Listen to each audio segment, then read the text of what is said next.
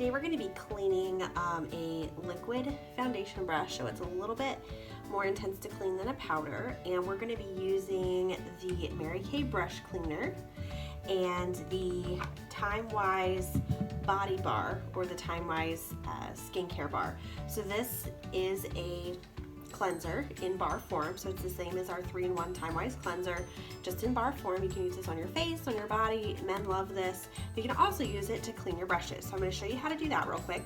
It comes with this nice handy dandy little case with holes in the bottom, which is super nice, so the water will just drain through.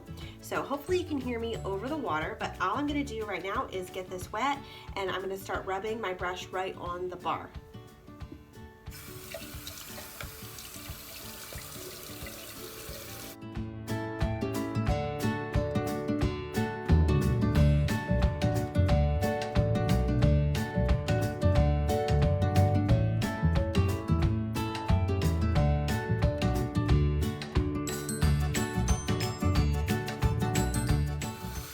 Just keep going until your brush, the water runs clear. And it really helps to get in there and really work it in.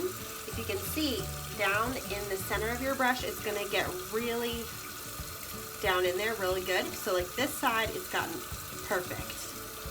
If you have the sides all black, this side still has some brown. So I wanna get in there and get that really good.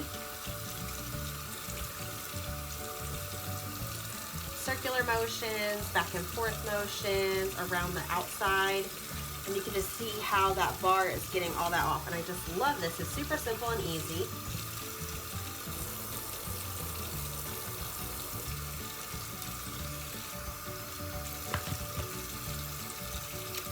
You don't have to worry about your soap slipping out of your hand that way. It's in that nice little case, but the water still goes through, which is really nice. So all I'm doing is just using my finger to get in there. This is our liquid foundation brush, and it's a nice dense brush.